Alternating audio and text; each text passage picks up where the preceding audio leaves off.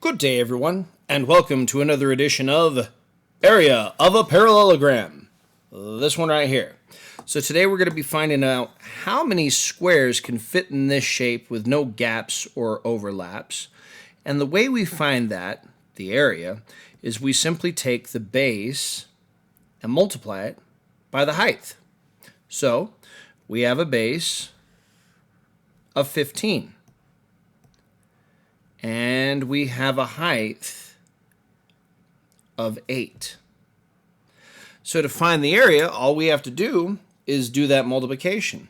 So 15 times 8 is 120, which means that our area is going to be 120 units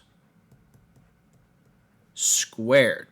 Because with area, we're finding out how many squares can fit in the shape with no gaps and no overlaps.